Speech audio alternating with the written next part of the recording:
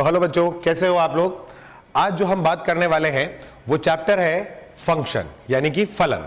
ये कैलकुलस का सबसे पहला चैप्टर है और कैलकुलस जो कि मैथमेटिक्स में बहुत ही इंपॉर्टेंट यूनिट है। ठीक है, आपको इसको अच्छे से समझना पड़ेगा क्योंकि फंक्शन से ही बाकी के कैलकुलस के जितने भी चैप्टर हैं, वो चाहे प्रतिलोम वृत्तीय फलन हो, चाहे वो सीमाएं हो, चाहे सांतत्ता हो, चाहे अवकलनीयता हो, चाहे समाकलन हो, अवकलन हो, ये सब किस पर आधारित है? फलन पर आधारित है। तो जो फलन एक चैप्टर है उसको आपको बहुत अच्छे से समझना पड़ेगा। ठीक है, अब एक और इंपॉर्टेंट बात, ये जो कैलकुलस पोर्शन होता है ये आपके प्रतियोगी परीक्षाओं में बहुत ज्यादा वेटेज भी रखता है, बहुत ज्यादा प्रश्न देता है और इसके अंदर बहुत सारे चैप्टरों का समावेश भी है।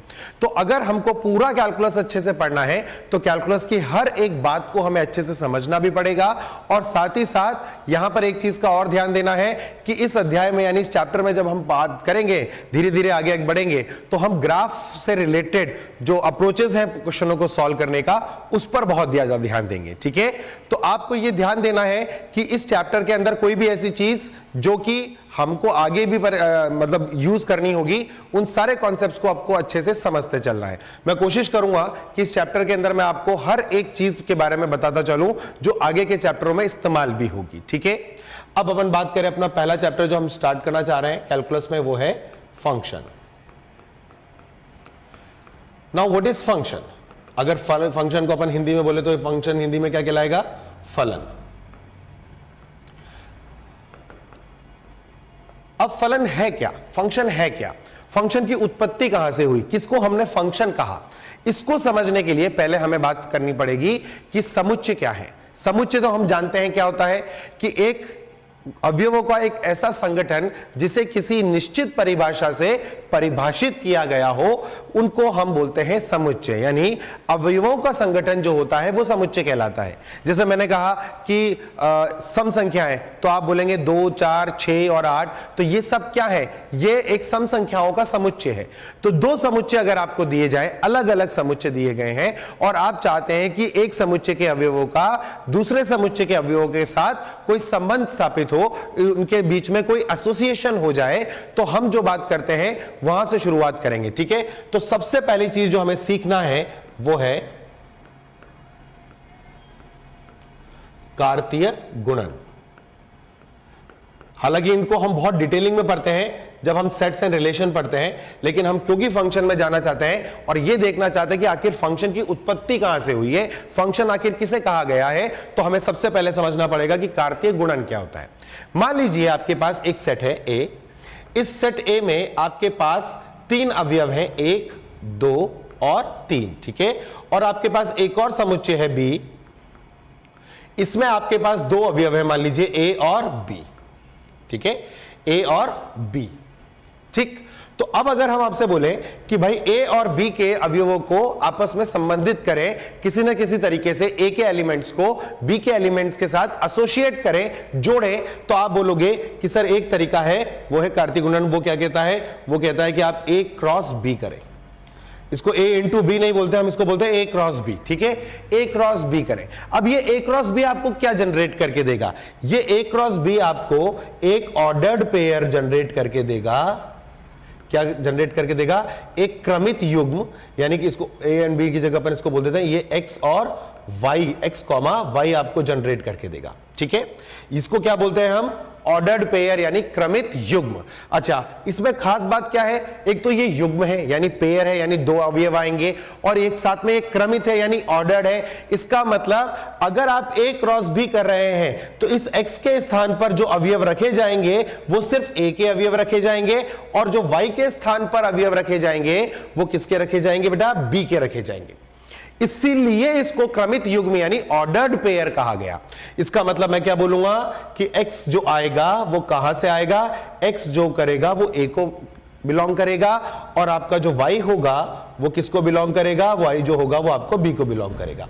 तो जब a क्रॉस b करोगे तो क्या प्राप्त होगा? आपको एक क्रमित युग्म प्राप्त होगा। इसका मतलब अगर मैं इसका a क्रॉस बी करना चाहता तो मुझे ए क्रॉस बी में क्या मिलता? बहुत सारे अवयव मिलते। किसके रूप में? क्रमित युग्म के रूप में। तो पहला अवयव क्या आ जाता?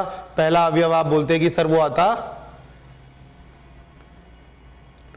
1, ए, दूसरा आता 1 कॉमा बी, तीसरा आता 2 कॉमा ए, फिर आता 2 कॉमा बी, फिर आता 3 कॉमा ए और फिर आता 3 कॉमा बी। ठीक है, तो आप देखें कि मैंने हर एक अवयव को क्रमित युग्म के रूप में लिखा। सारे अवयव किस रूप में लिखे गए? क्रमित युग्म के रूप में लिखे गए। और खास बात कि प्रत्येक क्रमित युग्म में जो पहला अवयव हम ले रहे हैं, वो कहां से आ रहा है? वो ए से आ रहा है। और जो हम दूसरा अवयव ले रहे हैं वो हमेशा कहां से आ रहा है? समुच्चय बी से आ रहा है। इसका मतलब यदि मैं दो समुच्चयों का अवयवों का संगठन करना चाहूं यानी एसोसिएशन करना चाहूं तो मुझे सबसे पहले क्या समझ में आना चाहिए? कार्तीय गुणन। तो अगर मुझे कार्तीय गुणन को परिभाषित करना है कि कार्तीय गुणन क्या है, तो हम क्या लिखेंगे? दो अरिक्त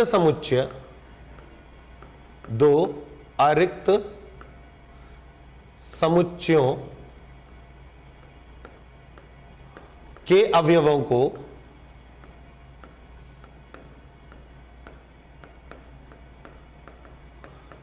संबंधित करने हेतु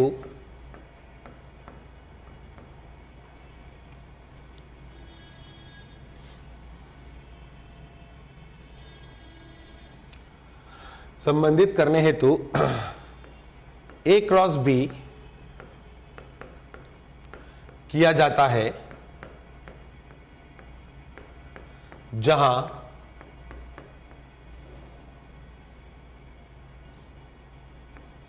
ए क्रॉस बी के अवयव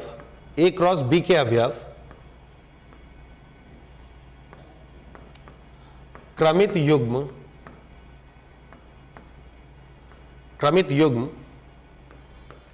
x, y के रूप में होते हैं। इसको क्या बोलते हैं हम? क्रमित युग्म यानी ऑर्डर्ड पेयर। x, y के रूप में होते हैं। वह x कहां से अवयव आता है? a से, तथा y कहां से आता है? b से। ठीक है, इसका मतलब क्या हो गया कि अगर मुझे a क्रॉस b परिभाषित करना है दो अरिक्त समुच्चयों में, तो मैं बोलूंगा a क्रॉस b क्या होगा?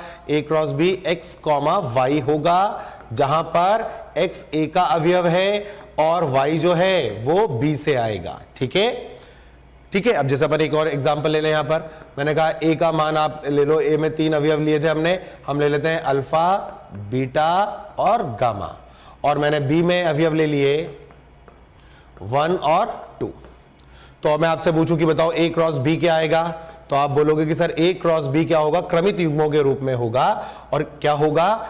अल्फा, 1 पहला अवयव कहां से आएगा? a से ही आएगा। तो अल्फा, 1, फिर दूसरा अवयव बोलो अल्फा, 2, फिर तीसरा अवयव बोलो बीटा, 1, फिर बीटा, 2 और फिर गामा, 1 और फिर गामा, 2। ये आपके क्या आ गए? ए क्रॉस बी के अवयव। इन ए क्रॉस बी के अवयवों में जो ये क्रमित युग्म आया, इन्होंने क्या किया? इन्होंने ए के अवयवों को बी के अवयवों के साथ एसोसिएट किया। देखिए यहां पर क्या हो गया? वो एसोसिएशन हो गया। ठीक है, तो हम क्या बोलते हैं? अगर दो अरिक्त समुच्चय आपको दिए गए हैं और आप चाहते हैं कि उनके अवयवों का एक संबंध स्थापित हो, उन दोनों के बीच में एक संगठन हो, एक एसोसिएशन हो, तो हम क्या करते हैं? कार्तीय गुणन करते हैं। अब यहां कुछ बातें हैं जो आपको ध्यान देनी है। क्या? जैसे हमने कहा कि मान लीजिए आपके ए में कितने अवयव है? 3 अवयव। और बी में कितने अवयव है? 2 अवयव। और मैं आपसे पूछूं कि बताइए ए क्रॉस बी जब आप करेंगे तो कितने क्रमित युग्म बनेंगे, या ए क्रॉस बी में अवयवों की संख्या क्या होगी? तो आप बोलोगे कि सर 1, 2, 3, 4, 5 और 6 हो रही है। इसका मतलब 3 × 2 करा जा रहा होगा। ठीक बात है। इसका मतलब हम अगर इस पर कुछ इंपॉर्टेंट पॉइंटों के बारे में बात करें तो क्या करेंगे? हम बोलेंगे पीटीआर में पहला पॉइंट, और पीटीआर का मतलब होता है पॉइंट्स टू रिमेंबर। तो पहला पॉइंट क्या हुआ कि यदि ए के अवयवों की संख्या, यदि ए के अवयवों की संख्या m है तथा b के अवयवों की संख्या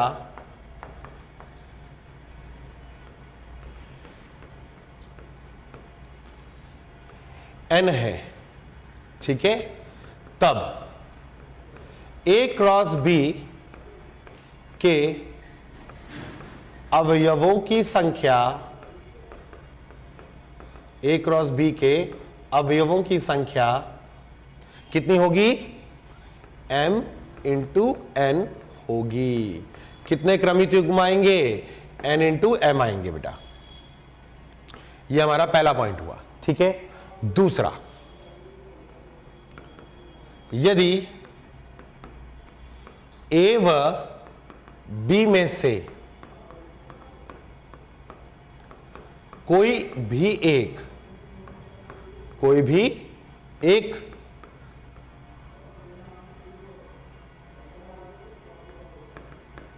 भी एक समुच्चय रिक्त है, तब a क्रॉस b क्या होगा? फाई होगा। a क्रॉस b क्या आएगा बेटा? फाई आएगा। और फाई को हम क्या बोलते हैं? रिक्त समुच्चय ही बोलते हैं। फाई ही क्या है? रिक्त समुच्चय है। इसका मतलब ये नल सेट है। इसको हम क्या बोलते हैं? Null set. नल सेट का मतलब रिक्त समुच्चय। ये क्या है आपका?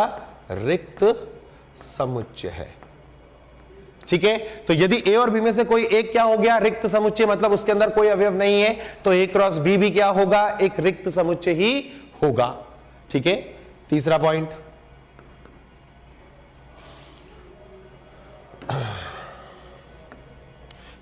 कहता है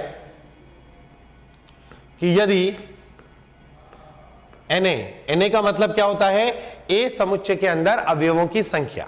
यदि Na बराबर m है व NB का मतलब समुच्चय B में अवयवों की संख्या, व NB बराबर स्मॉल n है, A क्रॉस B में कुल अवयव, ये तो आप बात कर चुके हो, A और प्लस B में कुल अवयव m इंटू n होंगे, तथा जो इंपॉर्टेंट बात है थर्ड पॉइंट के लिए वो क्या? तथा A क्रॉस B में उपसमुच्चयों की संख्या, उपसमुच्चयों की संख्या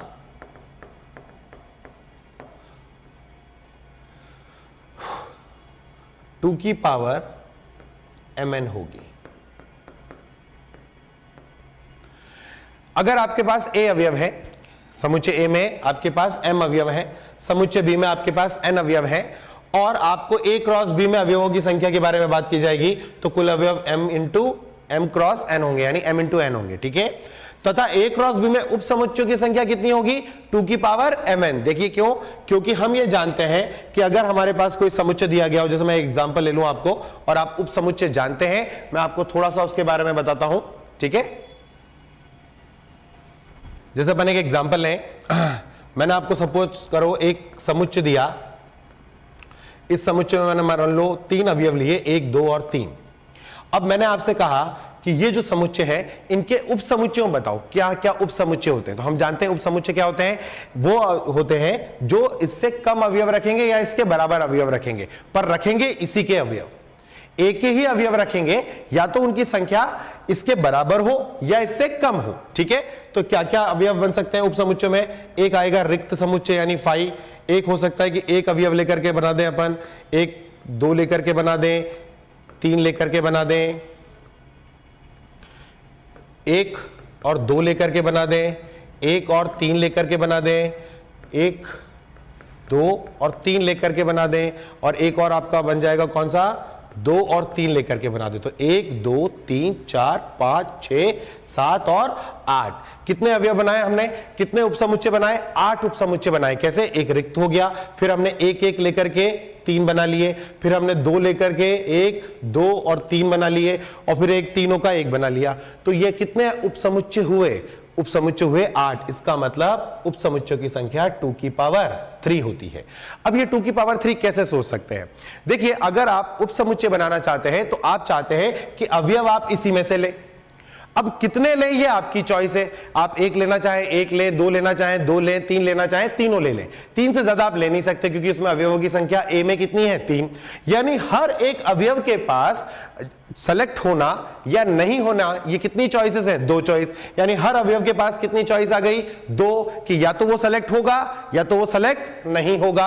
इसका मतलब अगर हम टोटल कॉम्बिनेशन देखें, टोटल संचय कितने होंगे इसके अंदर, कॉम्बिनेशन कितने बनेंगे, तो हम बोलेंगे क्योंकि सर हम के पास 2 चॉइस है तो 2 इंटू 2 इंटू 2 यानी 8, तो हमने क्या बोला 2 की पावर n बनेगा। यानी अगर आपके पास एक समुच्चय A है जिसमें अवयवों की संख्या आपके पास मान लीजिए p है, तो हर एक अवयव के पास 2 चॉइस है कि या तो वो आए, या तो वो कॉम्बिनेशन में आए या वो ना आए।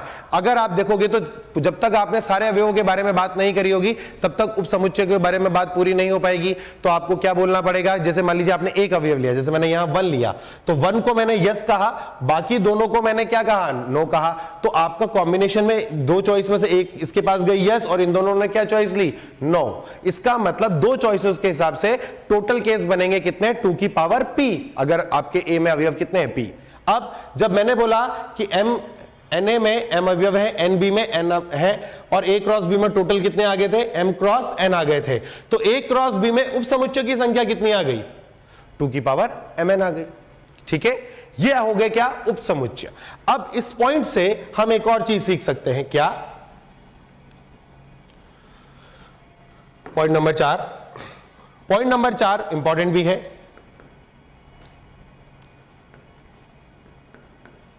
किसी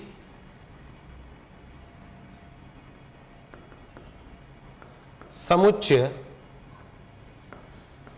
A क्रॉस B के, किसी समुच्चय A क्रॉस B के उपसमुच्चयों की संख्या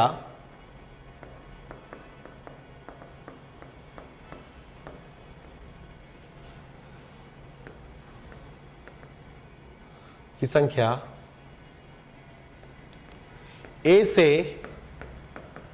B में संबंधों की संख्या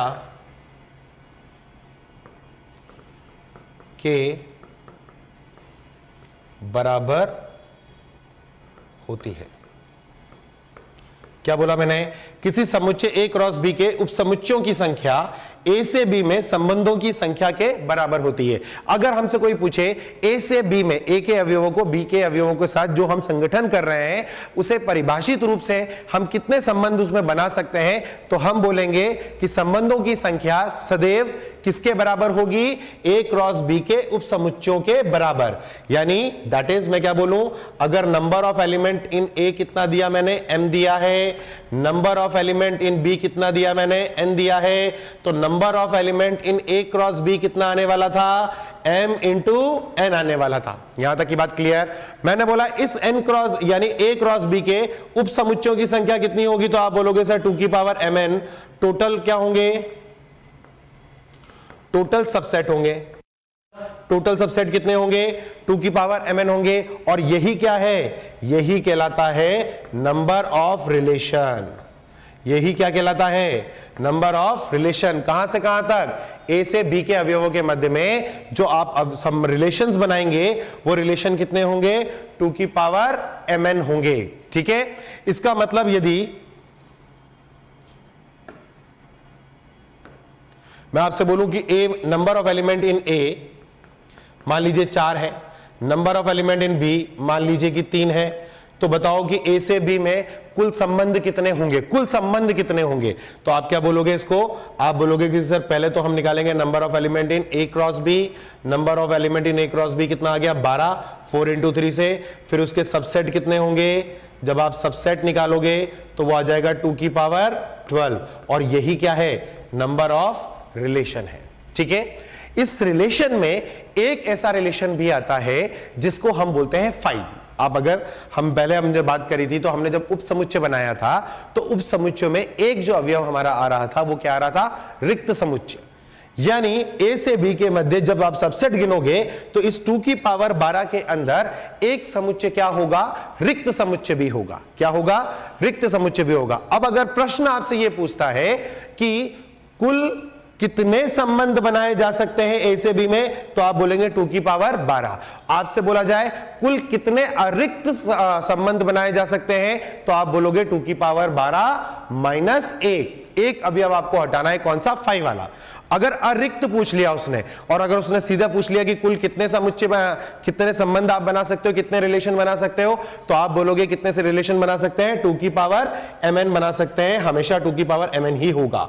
अगर अरिक्त समुच्चय बोल दिया है तो आप 2 की पावर mn माइनस 1 करेंगे। इसको हम बोलते हैं वॉइड रिलेशन। वॉइड रिलेशन मतलब ए और बी के अंदर एक ऐसा रिलेशन हमने बनाया जो फाई आ गया।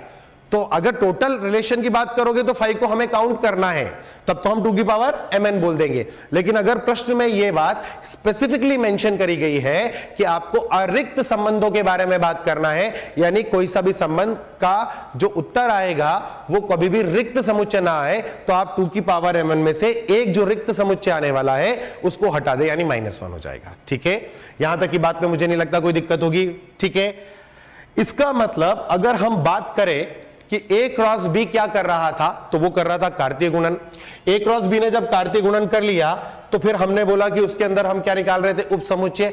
ये उप समुच्चय क्या प्रदर्शित कर रहा है, ये ए से बी के मध्य संबंधों की संख्या को निरूपित कर रहा है। तो संबंध क्या है, बेसिकली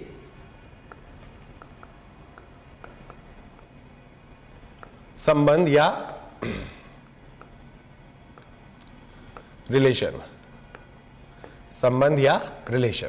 संबंध या रिलेशन क्या है, तो हम बोलेंगे संबंध या रिलेशन क्या है, ए के अवयवों को किसी परिभाषा द्वारा बी के अवयवों के साथ जोड़ा जाए तो हम जो हमें प्राप्त होते हैं उनको हम बोलते हैं क्या, संबंध। यानी समुच्चय ए के अवयवों को बी के अवयवों से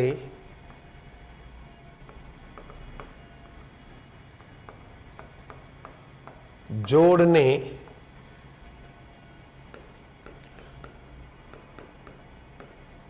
का नियम ए से बी में संबंध कहलाता है।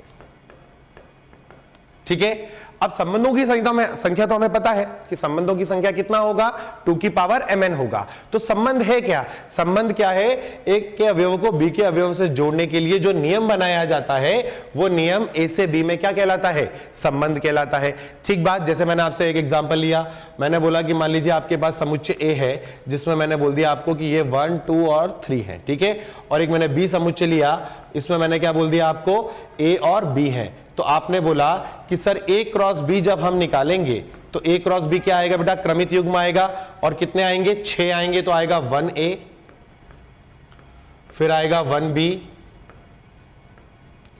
फिर आएगा 2a, फिर आएगा 2b, फिर आएगा 3a और फिर आएगा 3b। ठीक है, 1a, 1b, 2a, 2b, 3a, 3b। अब मैंने आपसे कहा कि मैं a से b के मध्य एक संबंध बना रहा हूं, a is relating with b, a को मैं b के साथ रिलेट कर रहा हूं। किस नियम से, कि पहला अवयव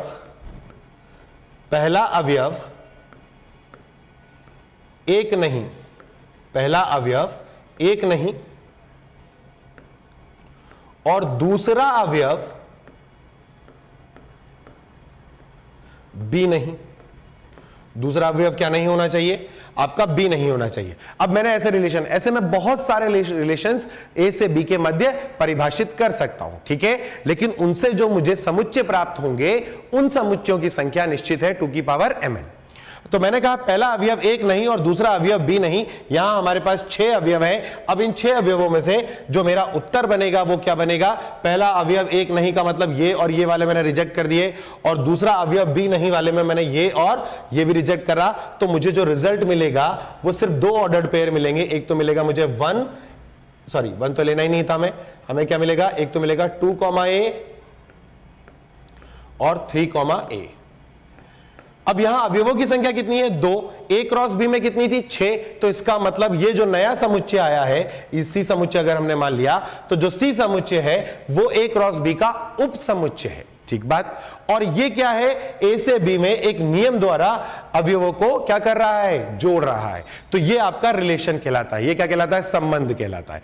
इस तरह के आप बहुत सारी परिभाषाओं से संबंध बना सकते हैं, लेकिन जो उत्तर आने वाला है उन उत्तरों के अंदर कितने डिस्टिंक्ट आपको सेट मिलेंगे तो वो 2 की पावर mn होंगे, ठीक है। उसके अंदर एक रिक्त समुच्चय भी काउंट हो रहा है, क्लियर।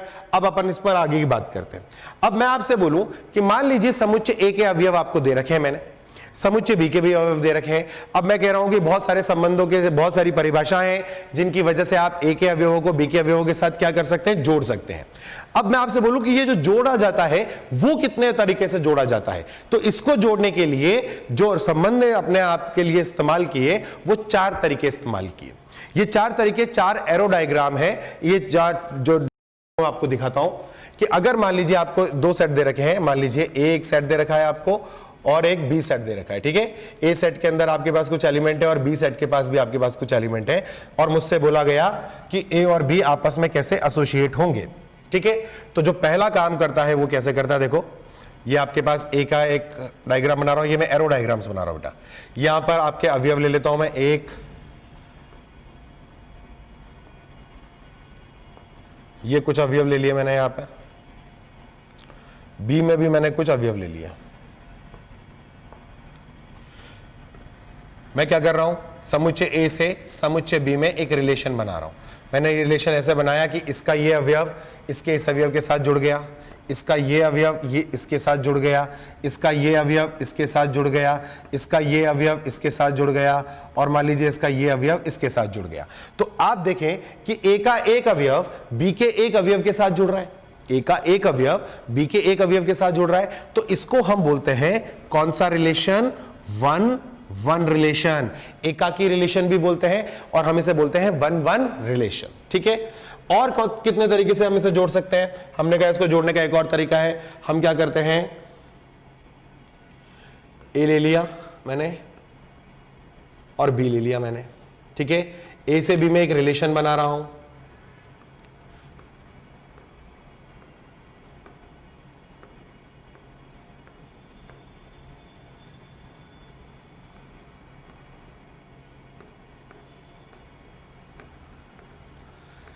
इस तरह के कुछ अवयव बनाए जहां पर देखो ए का 2 अवयव बी के किसी एक अवयव के साथ एसोसिएट हो रहा है, ठीक है। इस तरह के रिलेशन को हम बोलते हैं कौन सा रिलेशन, मैनी, और इसका एक जुड़ रहा है इसलिए मैनी वन। इसको हम बहु एकाकी संबंध भी बोलते हैं। ये रिलेशन है, अभी हम फलन पर नहीं आए हैं, ध्यान रखना, हम सिर्फ रिलेशन की बात कर रहे हैं। फिर क्या होता है, एक समुच्चय आपने ए और लिया, एक समुच्चय बी आपने और लिया,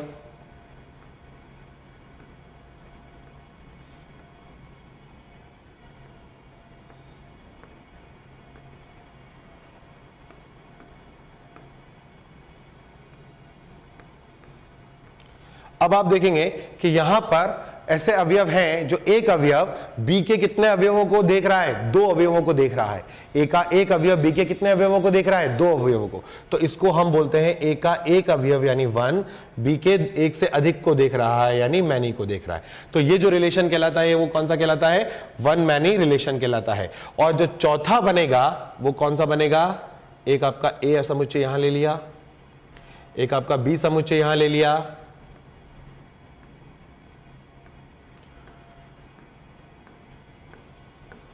ये जिगजैग बना लेते हैं अपन। इस रिलेशन में भी क्या हो रहा है, इस रिलेशन में भी ए का रिलेशन किसके साथ है, बी के साथ है। लेकिन यहां देखें, यहां ए का एक अवयव बी के कितनों को, दो को देख रहा है। अच्छा, बी का एक अवयव भी ए के कितनों को देख रहा है, दो को देख रहा है। तो दोनों एक से अधिक देख रहे हैं, इसलिए दोनों क्या हो गए, मैनी और मैनी। तो आपके पास ए से बी के मध्य जो रिलेशंस बन रहे हैं वो कितने तरीके से बन रहे हैं, आपके रिलेशन 4 तरीकों से बन रहे हैं। एक बन रहा है आपका 1 1, बन रहा है मैनी 1, एक बन रहा है 1 मैनी, और एक बन रहा है मैनी मैनी। मैं आपको एग्जांपल के तौर पे समझाऊंगा कि मैं ऐसा क्यों कर रहा हूं, और ये कौन कौन से एग्जांपल्स हैं उनको भी समझें आप अच्छे से। ठीक है, हम थोड़ी देर के लिए मानते हैं कि जो समुच्चय ए है वो x को देता है। अगर हम इससे पहले देखें तो ऑर्डर्ड पेयर में हमने क्या डिफाइन किया था कि x जो आता है वो a का अवयव है और y जो है वो किसका अवयव है, b का अवयव है। ठीक है, एक चीज और ध्यान देना बेटा कि ये जो a है इसको हम बोलते हैं प्री इमेजेस। क्या बोलते हैं, प्री इमेजेस, और इनको बोलते हैं b के अवयवों को बोलते हैं हम इमेजेस। तो ये क्या है आपके, ये आपके इमेजेस कहलाती हैं, और ए जो के अवयव जो है वो आपके क्या कहलाते हैं, प्री इमेजेस। एक बी के जो भी अवयव हैं इन सबको अपन क्या बोलते हैं,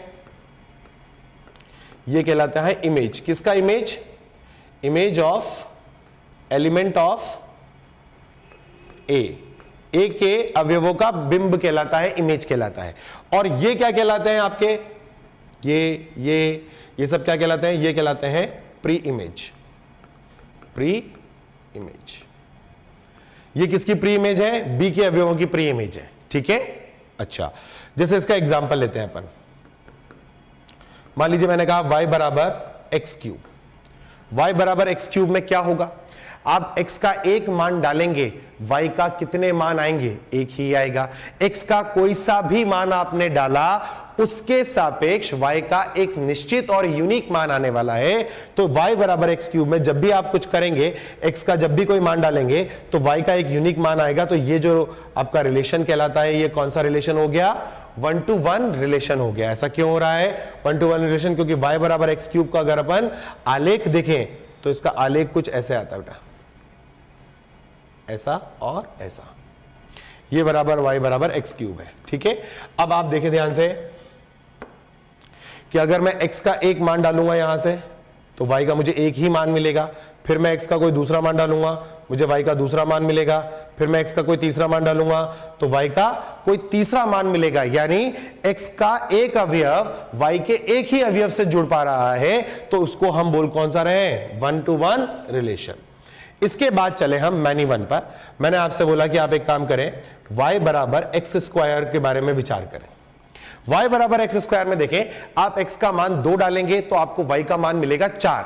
जब आप x का मान -2 डालेंगे तो y का मान तब भी मिलेगा कितना, 4। यानी x के 2 मान डालने पर आपको y का कितने मान प्राप्त हो रहा है, 1 मान। x के 2 मान पर x कहां से ले रहा है अपने वैल्यूज, a से, और b y कहां से लेगा, b से। x के 2 मान y का 1 मान जनरेट कर रहे हैं, तो हम बोलेंगे कि ये कौन सा रिलेशन है, मैनी टू मैनी। अब इसको मैं दिखा देता हूं आपको ग्राफ पे। y equal to x square का आलेख अगर अपन बनाए तो कुछ इस तरह का आलेख आता है। अगर मैं आपसे बोलूं कि इस आलेख पर अगर अपन को चेक करना हो तो आप x का ये मान डालेंगे, y का ये मान आएगा, और आप देखें इसको आगे बढ़ाएंगे तो इसी y के मान पर x के कितने मान आ गए, आपके पास 2 मान आ गए हैं। ठीक है, अल्फा 1 और अल्फा 2। तो x के 2 मानों पर y का आपको एक ही मान प्राप्त हो रहा है, तो इसको हम बोलेंगे मैनी टू 1 रिलेशन।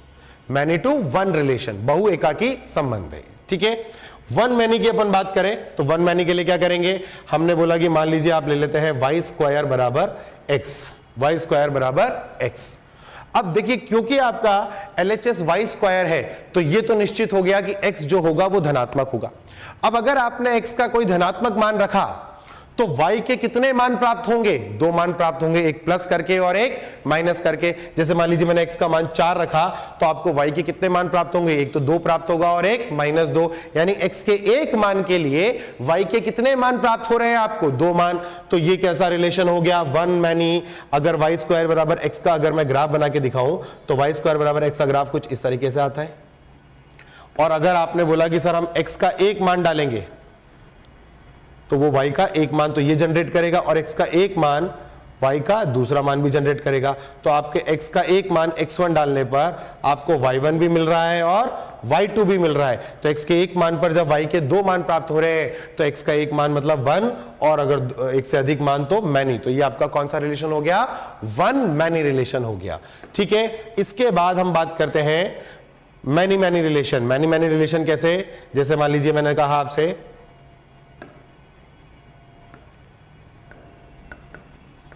सर्किल की इक्वेशन ले लें। मैनी मैनी में अपन ले लेते हैं सर्किल का इक्वेशन। सर्किल का इक्वेशन मैंने लिया, मान लीजिए x square plus y square बराबर 4। आप बोलोगे सर वृत्त का जो आपका आलेख बनेगा वो कुछ इस तरह का आलेख बनेगा। ठीक है, अब अगर आपका x square plus y square बराबर 4 बन रहा है, ठीक है, तो क्या होगा? एक्स का जब आप एक मान लेंगे तो आपको वाई का एक मान यहां मिल जाएगा, आपको वाई का दूसरा मान यहां मिल जाएगा। तो x1 पर आपको y1 मिल रहा है और y2 मिल रहा है। अच्छा, मजेदार बात देखो कि अगर अपन y1 की ही बात करें तो y1 को अगर मैं आगे बढ़ा दूं तो इसी y1 के लिए मुझे एक x2 भी मिल रहा है। इसका मतलब x के एक मान के लिए y के कितने मान आएंगे? 2 मान। और वैसे ही y के एक मान के लिए x के भी कितने आएंगे? 2 मान। तो ये जो रिलेशन आ रहा है, ये कौन सा रिलेशन आ रहा है? Many to many relation. तो अगर a cross b Cartesian product है तो और उसके अवयवों की संख्या कितनी है? mn है, और उनके उपसमुच्चयों की संख्या अगर संबंध है तो संबंध अपने आप को इन 4 तरीकों से a के अवयवों को b के अवयवों के साथ जोड़ देगा। अब अगर हम इन 4 की बात करें तो ध्यान से सुना बेटा, इन 4 संबंधों में से सिर्फ 2 संबंधों को ही हमने फलन बोला। कौन से 2 संबंधों को हमने फलन बोला? हमने कहा कि जिनके पीछे 1 है, जिनके रिलेशन में पीछे क्या आ रहा है? 1 आ रहा है, हम उनको ही क्या मानेंगे? फलन मानेंगे। इसका मतलब संबंध जो या तो एकाकी हो यानी 1 1 हो या मैनी 1 हो, उनको ही हम क्या बोलते हैं? फलन बोलते हैं। ये संबंध है, पर इनमें से सिर्फ इन 2 को ही हमने क्या माना? फलन माना। अभी मैं आपको बताऊंगा कि फलन की परिभाषा क्या है। तो ये फलन माना गया और इन 2 को फलन नहीं माना, ये दोनों क्या है? संबंध है। तो हम एक स्टेटमेंट बहुत आसानी से दे सकते हैं, क्या? कि प्रत्येक फलन जो है वो एक संबंध है। प्रत्येक फलन क्या है? एक संबंध है। पर प्रत्येक संबंध फलन होगा यह आवश्यक नहीं है। उसके लिए जो कंडीशन है वो क्या है? कि वो एकाकी में भी पीछे का जो नंबर होना चाहिए वो क्या होना चाहिए? 1 होना चाहिए। इसीलिए जब बच्चे फलन पढ़ते हैं तो वो कहते हैं कि फलन एकाकी होता है, और अगर फलन एकाकी नहीं है तो फलन अपने आप ही क्या हो जाएगा? बहु एकाकी हो जाएगा। बच्चे पूछते हैं ऐसा क्यों होता है? क्योंकि 4 संबंधों में से सिर्फ 2 को ही हमने क्या माना? फलन। तो अब फलन की परिभाषा कैसे बनाई गई, फलन कैसे बना, उत्पत्ति हुई, वो हम बात करेंगे। वो हम देखते हैं कैसे आएगा। तो अगर हम बात करें अब कि फलन क्या है, जो हमारा मेन चैप्टर था जहां की हमने उत्पत्ति सीखने की बात करी, तो फलन क्या है? समुच्चय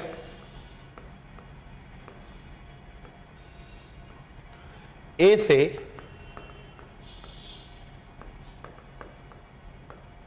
समुच्चय बी में फलन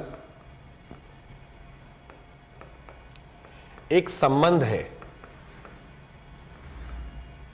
फंक्शन क्या है? Function is a relation. समुच्चय ए से समुच्चय बी में फलन एक संबंध है जो कि ए के अवयवों को ए के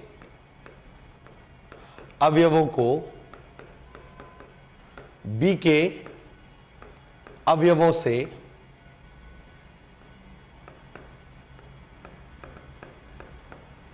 निम्नलिखित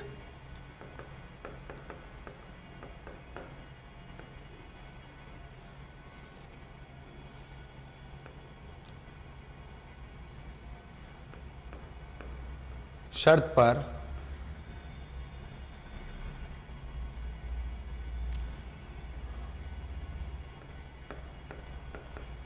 संबंध बनाता है। ए से बी में फलन एक संबंध है जो कि ए के अवयवों को बी के अवयवों से निम्नलिखित शर्त पर संबंध बनाता है। इसको ऐसे बोल देते हैं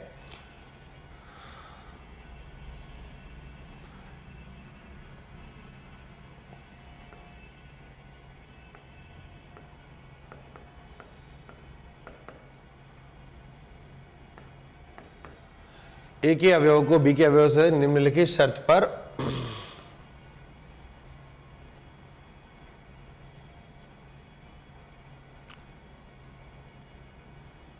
जोड़ता है।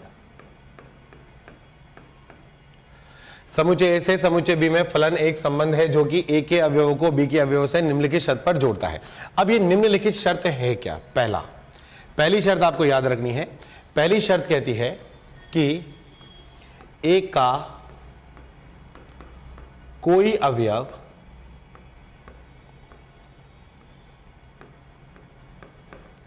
खाली न रह जाए। खाली न रह जाएगा मतलब ए का कोई ऐसा अवयव ना हो जो एसोसिएशन ना कर पाए, यानी ए का जो भी अवयव है वो बी के किसी न किसी अवयव के साथ एसोसिएट हो, जुड़े। ऐसा ना हो ए का कोई अवयव खाली ना रह जाए, कोई गुस्से में रह गया हो कि ए का कोई एलिमेंट खाली रह गया, तो आपका वो फलन नहीं है, यानी ए में कोई भी एलिमेंट खाली नहीं रह सकता। पहली बात। दूसरी बात जो अपन को समझनी है वो क्या है कि ए का एक अवयव बी के एक अवयव के साथ ही जुड़ा हो। मतलब ए का एक अवयव बी के एक अवयव के साथ ही जुड़ा हो, बी के एक से ज्यादा अवयव के साथ नहीं जुड़ा हो। ए का एक अवयव बी के एक अवयव के साथ। इसका मतलब अगर अपन इससे पहले जो एरो डायग्राम देख रहे थे जहां हम तीर चला रहे थे, तो हम इसको अपनी भाषा में कैसे बोल पाएंगे? हम बोल पाएंगे कि ए के प्रत्येक अवयवों से तीर चले। ए के प्रत्येक अवयवों से क्या चले? तीर चले। ठीक है। और कितने तीर चले? एक ही तीर चले, और वो बी के किसी न किसी को तो लगे, पर बी के एक से ज्यादा को ना लगे। भाई आपके पास एक तीर है तो बी के किसी एक ही आदमी को लगना चाहिए। समझ में आ रही है मेरी बात?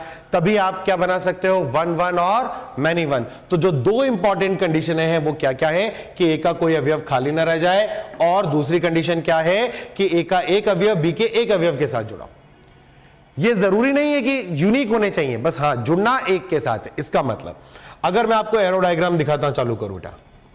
मान लीजिए आपका समुच्चय ए है, यह आपका समुच्चय बी है, और मैं ए से बी के अंदर आपको एक फंक्शन बनाने की कोशिश कर रहा हूं। ठीक है। और मैंने आपसे बोला ये आपका 2, ये 3, ये 4, ये 5, इधर आ गए 1 2 3 4। आपने बोला सर ये वाला एरो इससे चला, इसका एरो जाके इसको लगा, इसका एरो जाके इसको लगा, इसका एरो जाके इसको लग गया, पर ये वाला अवयव हमारा कैसा रह गया? खाली। तो ये क्या है? ये फंक्शन नहीं है। क्यों? क्योंकि ए का एक अवयव खाली रह गया। एक भी अवयव अगर खाली रह गया तो फंक्शन नहीं होगा। ठीक है। दूसरा केस क्या है? देखो, ये आपका ए है, ये आपका बी है। ठीक है। आपने कहा 1 2 3 4, 1 2 3 4 5। आपने कहा साहब ये इससे कनेक्ट हो गया, ये इससे कनेक्ट हो गया, ये इससे कनेक्ट हो गया, और इसने क्या करा? 2 तीर मार दिए। अब मैंने बोला ए का एक अवयव बी के एक अवयव से जुड़ा हो, जबकि ए का यहां एक अवयव बी के 2 अवयवों से जुड़ रहा है, तो यह भी फलन नहीं है। तो फलन के लिए क्या है? या तो एक तो यहां पर कोई एलिमेंट खाली नहीं रहना चाहिए, और इसका एक अवयव बी के एक अवयव के साथ जुड़े। अब आपके दिमाग में सही बात आएगी, जहन में एक बात आ रही होगी कि सर अगर यह सिचुएशन बने तो। मैंने कहा 1 2 3 4, 1 2 और 3, एक अवयव अपन ने इससे कनेक्ट कर दिया, एक अवयव अपन ने कनेक्ट कर दिया, फिर ये यहां कनेक्ट हुआ और ये वाला भी यहां कनेक्ट हुआ। आप बोलोगे कि सर आप क्या बताओ क्या हुआ? तो ध्यान से देखें बच्चा, ए में कोई भी अवयव खाली नहीं है, तो इसका मतलब पहली कंडीशन सेटिस्फाइड है कि ए का कोई भी अवयव खाली नहीं हुआ। दूसरा कंडीशन, ए का एक अवयव बी के एक अवयव से जुड़े, तो ये वाला अवयव इससे जुड़ रहा है। ठीक है। ये वाला अवयव इससे जुड़ रहा है, ए का एक अवयव बी के एक अवयव से, ए का एक अवयव बी के एक अवयव से, ए का एक अवयव बी के एक अवयव से। इसको भी दिखेगा कि मैंने तो भी मारा इसको, पर इसने कितना मारा? एक ही मारा। इसने भी तीर कितना चलाया? एक ही चलाया। तो ये फलन है, इसके फलन होने में कोई दिक्कत नहीं है। परंतु अगर ये हो जाता कि आपका ये ए आ गया और ये बी आ गया, ठीक है, अच्छा यहां पर आप कितने भी खाली छोड़ दो, इसमें कोई दिक्कत मुझे नहीं है। आपने बोला साहब ये ए आ गया,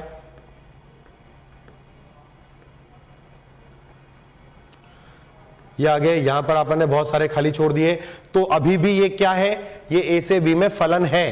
परंतु अगर आपने यहां पर एक भी अवयव खाली छोड़ दिया तो आप बोलोगे कि फिर ये फलन नहीं है। क्यों नहीं है? क्योंकि ये अवयव आपका बिना एसोसिएशन के साथ चला गया। तो इसका मतलब अगर मैं आपको एरो डायग्राम दूं तो आप एरो डायग्राम देख के से ही बता सकते हैं कि ये वाला जो आलेख यानी जो एरो डायग्राम हम बना रहे हैं, ये एरो डायग्राम फलन को निरूपित करेगा या नहीं करेगा। और एक और बात आप जहन में बिठा लें कि फलन जो है वो दो ही प्रकार का है। टाइप्स ऑफ फंक्शन अगर हम बात करें तो दो ही प्रकार के हैं। या तो वो फलन कैसा है, 1-1 है, एकाकी, और अगर वो 1-1 नहीं है तो ऑटोमेटिकली वो क्या बन जाएगा, बहु एकाकी बन जाएगा। क्योंकि फलनों के सिर्फ दो ही प्रकार थे, एक था एकाकी और एक बहु एकाकी। बाकी दो को तो हम संबंध बोलते थे, हम उन्हें फलन नहीं बोलते थे। तो अगर अपन इस पर प्रश्न शुरू करें करना और मैं आपको अलग अलग डायग्राम बना के दूं, जैसे मान लीजिए एरो डायग्राम लिया मैंने पहला ए, यहां लिया बी, मैंने यहां एसोसिएशन दिखाया ऐसा ऐसा ऐसा, ठीक है। फिर मैंने क्वेश्चन लिया ऐसा एक और।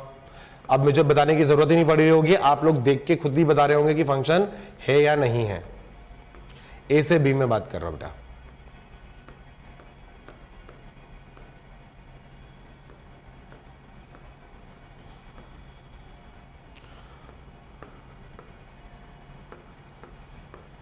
ये ए, ये बी,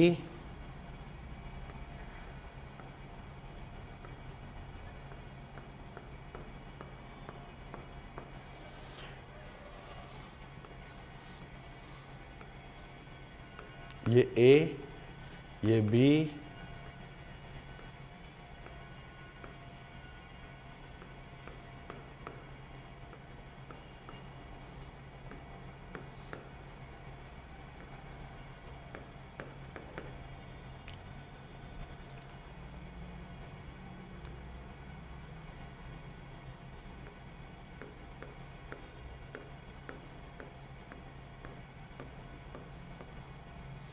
मान लीजिए 5 ग्राफ है आपके पास, तो अपन एक एक करके हर ग्राफ के बारे में बात करते हैं। पहले वाले में क्या हुआ, देखो ए का कोई अवयव खाली है, बिल्कुल खाली है, मतलब फंक्शन नहीं है, बात ही खत्म हो गई। एक भी अवयव खाली आ गया तो फलन नहीं है। तो इसका मतलब ये वाला जो हमने एरो डायग्राम बनाया ये फलन को निरूपित नहीं कर सकता। ये संबंध जरूर है, निश्चित तौर पर ये एक संबंध होगा, मगर ये फलन तो नहीं है। ठीक, यहां देखें आप, यहां पर क्या रह गया, एक एलिमेंट खाली रह गया, यहां पर नीचे ये अवयव आपका क्या रह गया, खाली। तो आप बोलोगे कि ये भी फंक्शन नहीं है, जबकि यहां वाले से मुझे कोई लेना देना नहीं है, ये खाली रहे नहीं रहे इससे मुझे कोई फर्क नहीं पड़ता, मैं सिर्फ इनपुट की बात कर रहा हूं बेटा। ठीक है, अब यहां देखो, यहां पर ये सारे के सारे एक ही अवयव से कनेक्ट हुए और इधर 4 अवयव खाली रह गए। पर यहां देखो कि यहां कोई अवयव खाली है नहीं, यहां कोई अवयव खाली नहीं है। यहां पर सबके कितने तीर चल रहे, एक ही तीर चल रहा है, तो आप बोलोगे ये क्या है, फंक्शन है।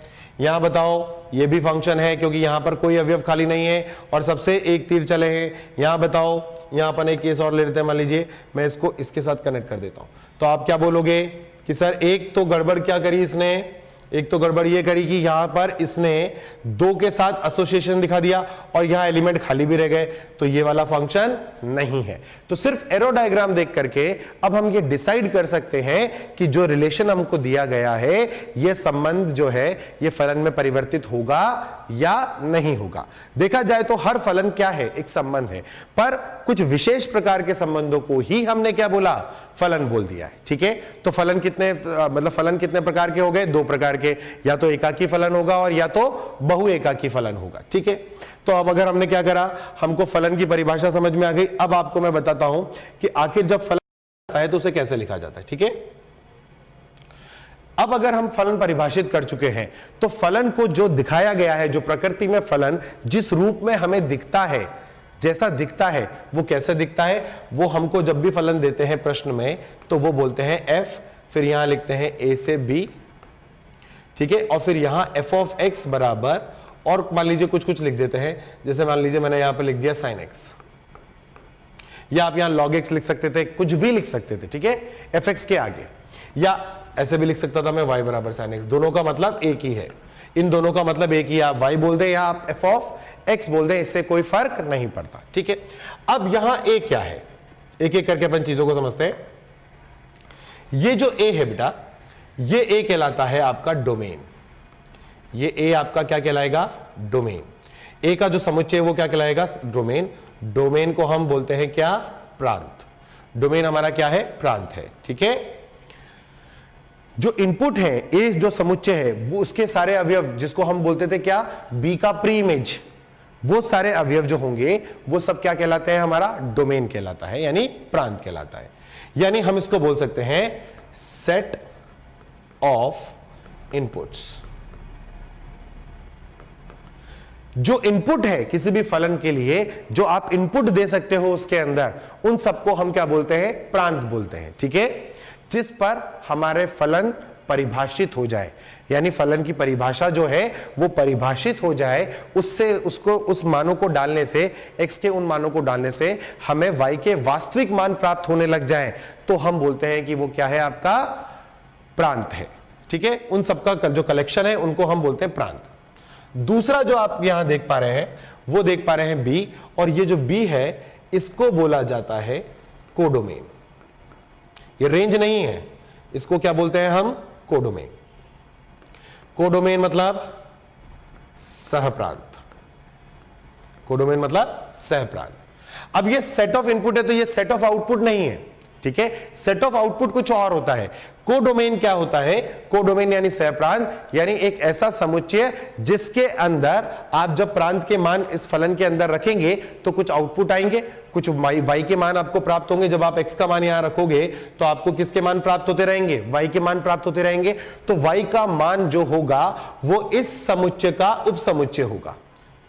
हद से हद वो समुच्चय इस समुच्चय के बराबर हो सकता है, मगर इस समुच्चय से कभी बड़ा नहीं हो सकता। इसका मतलब B जो है वो एक ऐसा समुच्चय है जिसके अंदर इस फलन के सारे आउटपुट आते हैं। एक्स्ट्रा नंबर भी होते हैं मगर ये तो आएंगे ही आएंगे। ठीक है। इसको हम क्या बोलते हैं? कोडोमेन। ठीक है, यानी सहप्रांत। और एक वर्ड और है जो हमारे लिए बहुत ही ज्यादा हम लोग उसको इस्तेमाल करते हैं, वो कहलाता है रेंज। उसको क्या बोलते हैं हम? रेंज। रेंज को हम बोलते हैं परिसर। ठीक है। ये आपका कहलाता है सेट ऑफ आउटपुट।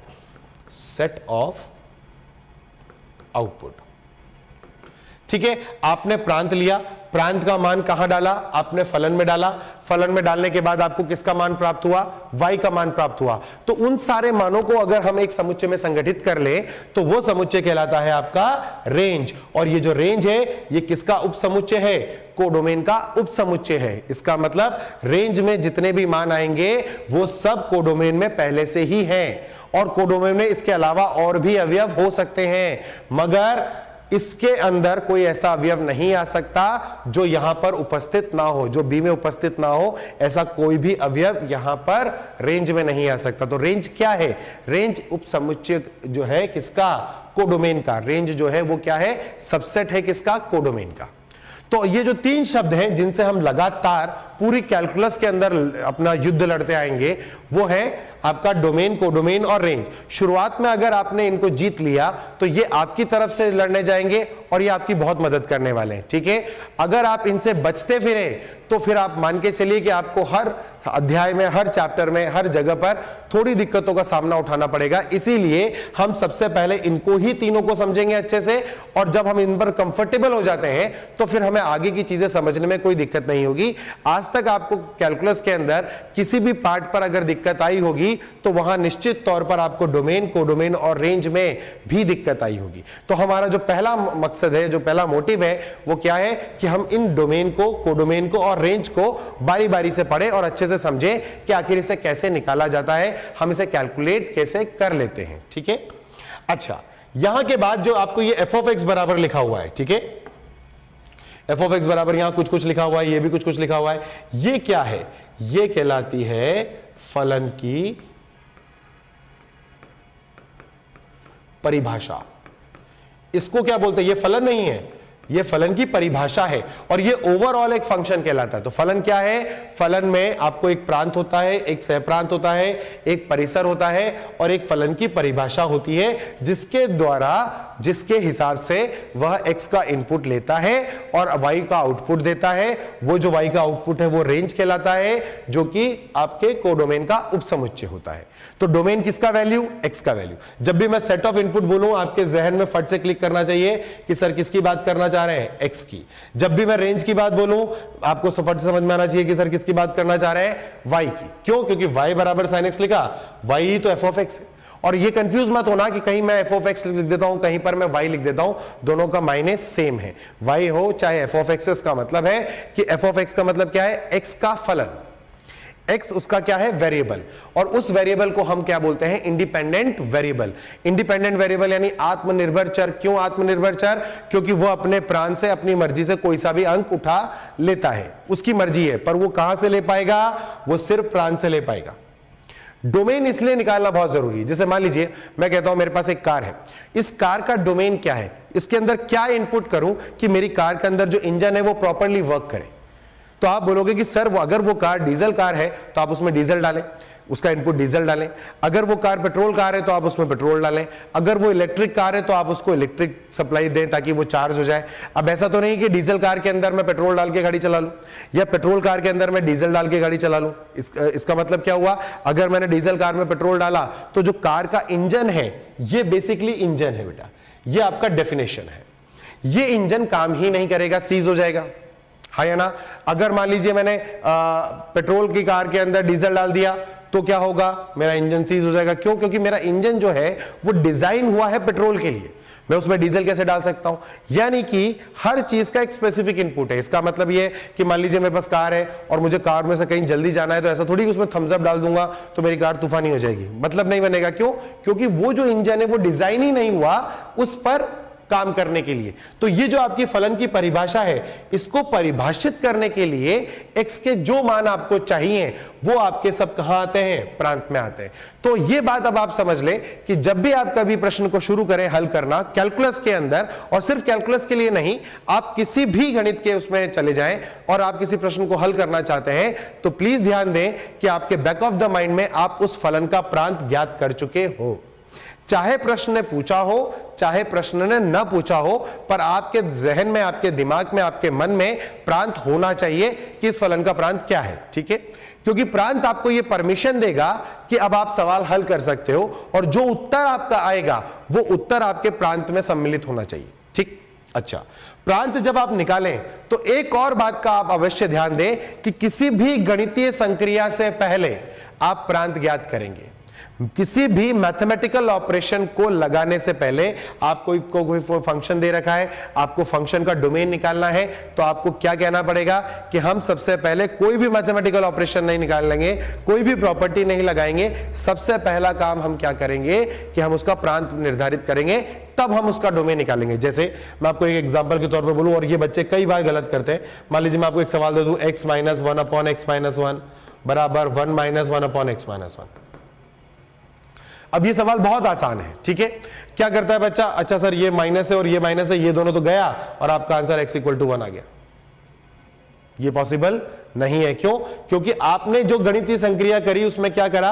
आपने इसको और इसको सबट्रैक्ट किया। सबट्रैक्ट करने से पहले ही आपको क्या लिखना था? आपको लिखना था कि सवाल मान लीजिए ये लिखा था x upon 1 minus x minus 1 equals to 1 minus 1 upon x minus 1। तो सबसे पहले आप लिखेंगे कि x माइनस 1 का मान क्या नहीं हो सकता? 0। तो x का मान क्या नहीं होगा? 1। अब आप इस गणितीय संक्रिया से इसको हटा रहे हैं और आपको क्या मिल रहा है? x बराबर 1 मिल रहा है। और आपने मना कर रखा था कि x का मान आप क्या नहीं ले सकते?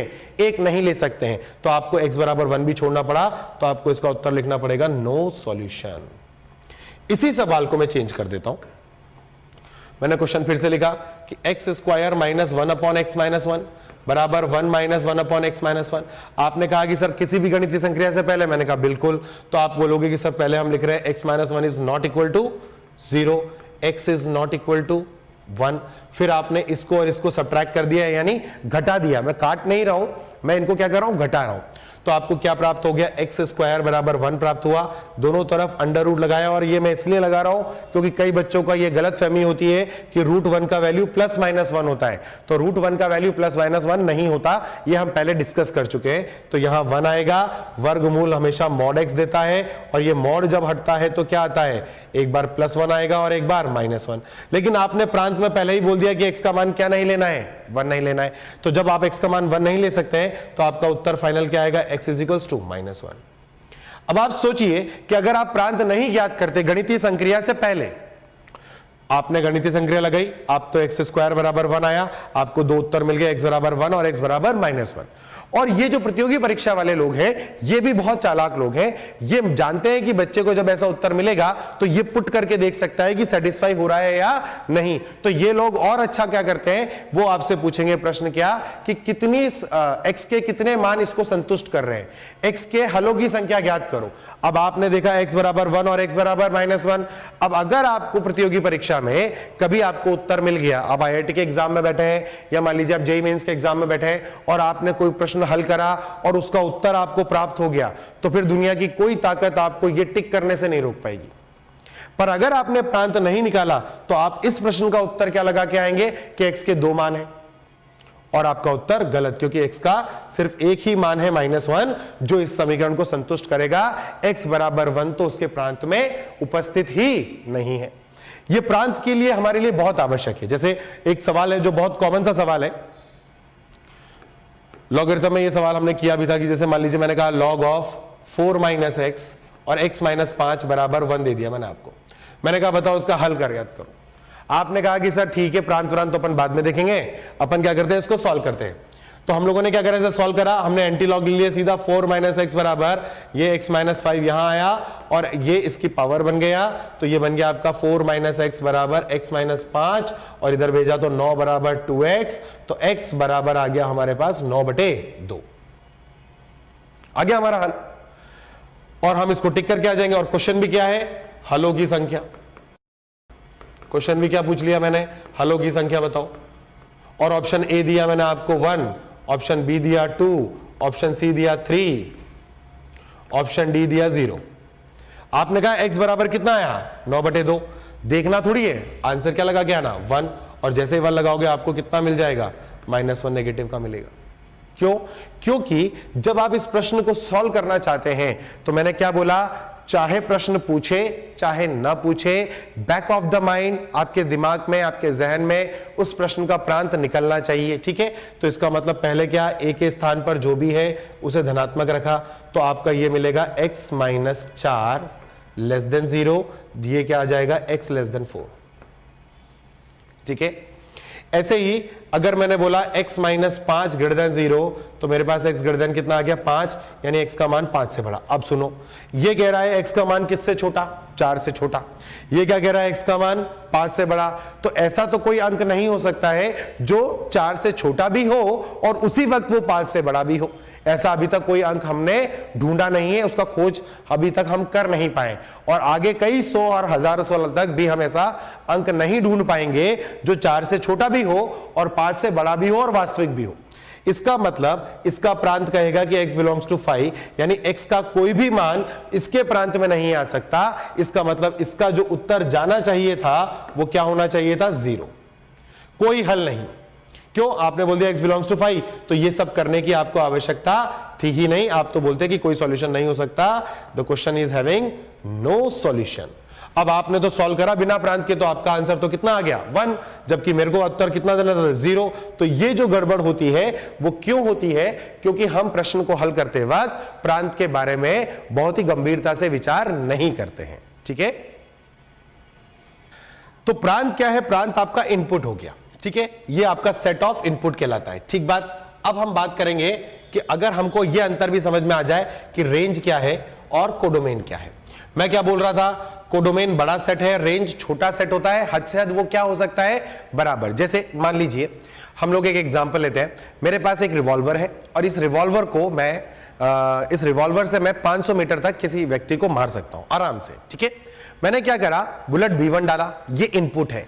तो बुलेट B1 जो है वो उसका प्रांत है, ये इनपुट था। जो इनपुट होगा वो हमारा क्या कहलाएगा, प्रांत कहलाएगा। तो मैंने बुलेट B1 डाला, मैंने फायर किया और बुलेट B1 ने जाकर के 300 मीटर पर एक आदमी को मार दिया। तो बुलेट B1 के लिए जो परिसर था वो परिसर कितना था, 300 मीटर था, और बुलेट B1 का जो सहप्रांत था वो कितना था, 500 मीटर था। कहां तक मार सकती है, 500 मीटर तक मार सकती है। पर बुलेट B1 इनपुट करा, फायर मारा, और बुलेट B1 कहां जाके मार पाई, 300 मीटर पे ही मार पाई। तो 300 मीटर उस बुलेट B1 का परिसर है, पर उस बुलेट B1 के लिए जो सहप्रांत था वो कितना था, वो 500 मीटर था। सिमिलरली अगर मान लीजिए मैंने बुलेट B2 डाला, तो बुलेट B2 क्या हो गया, हमारे गन का क्या हो गया, प्रांत हो गया। मैंने बुलेट B2 डाला, B2 डालने के बाद मैंने फायर मारा तो मेरे वो गन बुलेट ने जाकर के 400 मीटर पर आदमी को मार दिया। अब उसने जब 400 मीटर पर मारा तो बुलेट B2 का जो परिसर है वो 400 मीटर है, उसका परिसर कितना आया, 400 मीटर, लेकिन उसका सहप्रांत कितना था, वो 500 मीटर तक मार सकता था। ठीक, मैंने बुलेट B3 डाला, फिर मैंने फायर किया, अब 500 मीटर पर एक आदमी को मार दिया उस बुलेट ने। तो बुलेट B3 के लिए आपका परिसर कितना आया, 500 मीटर, और आपका सहप्रांत भी कितना आया, 500 मीटर। इसका मतलब परिसर और सहप्रांत क्या हो गए, बराबर। अगर मैं आपको थोड़ा सा याद दिलाऊं तो यदि आपका परिसर और आपका सहप्रांत बराबर आ जाते हैं किसी फलन के लिए, यदि आपका परिसर और आपका सहप्रांत बराबर है तो इन्हीं फलनों को हम आच्छादक फलन बोलते हैं, ऑनटू फंक्शन बोलते हैं। ठीक है, जब हम टाइप्स ऑफ फंक्शन पढ़ेंगे तो हम दो तरीके से पढ़ते हैं, एक तो पढ़ते हैं एकाकी और बहु एकाकी, और एक पढ़ते हैं आच्छादक और अंतक्षेपी। आच्छादक मतलब आपका ऑनटू और अंतरक्षेपी मतलब इनटू। तो हमने क्या बोला कि अगर आपका परिसर, किसी फलन का परिसर आपके सहप्रांत के बराबर हो जाए तो उसको बोलते हैं हम कौन सा फलन, आच्छादक फलन, यानी ऑनटू फंक्शन। तो आपने बुलेट B3 डाला, 500 मीटर पर आदमी को मारा, आपकी रेंज और आपका कोडोमेन दोनों बराबर हैं।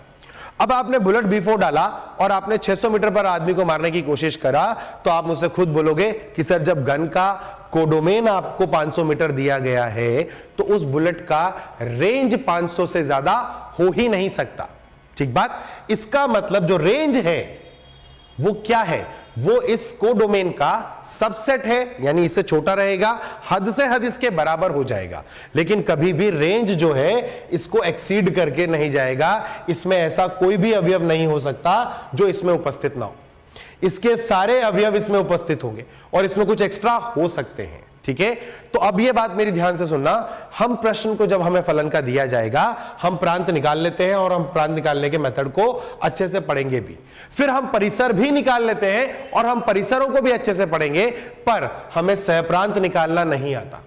हम सहप्रांत नहीं निकाल सकते, हम सहप्रांत सिर्फ एक शर्त पे निकाल सकते हैं, जब प्रश्न ने यह कहा हो कि दिया गया फलन ऑनटू है यानी आच्छादक, तब क्या होगा, आपका जो फलन है वो उसका परिसर और आपका सहप्रांत बराबर हो रहा है, तो हम निकाल किसको रहे होते हैं, परिसर को, और बोल देते हैं कि यही क्या है, सहप्रांत है। वरना अगर आपको ये नहीं दिया गया कि ये नहीं दिया गया कि आपका जो फलन है वो आच्छादक है या नहीं है, ऑनटू है या ऑनटू नहीं है, इस बात पर फिर आप उसका परिसर तो निकाल पाओगे प्रांत को देख करके, मगर सहप्रांत के बारे में नहीं कहा जा सकता। तो अधिकतर प्रश्नों में सहप्रांत दिया गया होता है। ठीक बात है, तो जो हमें फोकस करना है वो कहां पर करना है, हम सबसे पहले प्रांत पर फोकस करेंगे, यानी सेट ऑफ इनपुट्स के बारे में बात करेंगे। जब हम प्रांत पर कंफर्टेबल हो जाएंगे तो फिर हम चलेंगे किस पर, परिसर पर चलेंगे, और आखिरी में मैं बताऊंगा परिसर और सहप्रांत को बराबर कैसे करते हैं। जो हमने पढ़ा वो क्या पढ़ा, हम लोगों ने सबसे पहले फलन की उत्पत्ति के लिए कार्तीय गुणन पढ़ा। कार्तीय गुणन करने पर हमको यह समझ में आया कि कार्तीय गुणन से के उपसमुच्चय को ही संबंध कहा जाता है। संबंधों से ही हमने क्या निकाला, चार तरह से संबंधों को हमने एसोसिएट किया था, one one, one many, many one और मैनी मैनी। उन चार में से हमने दो को क्या कहा कि वो फलन है, कौन कौन से, वन वन को और मैनी वन को। फलन के अंदर तीन चीजों को हमने निर्धारित करा, क्या कि फलन के अंदर एक प्रांत होता है, एक सहप्रांत होता है और एक परिसर होता है, और यहां जो लिखा जाता है ये क्या कहलाता है, फलन की परिभाषा। तो आज की क्लास में हम लोग इतना करेंगे। अगली क्लास जो हम जब शुरू करेंगे तो हम प्रांतों को कैसे निकाला जाता है, फलन के प्रांतों को निकालने की जितनी भी विधियां हैं उनके बारे में और उनसे जुड़े हुए सवालों को सीखेंगे।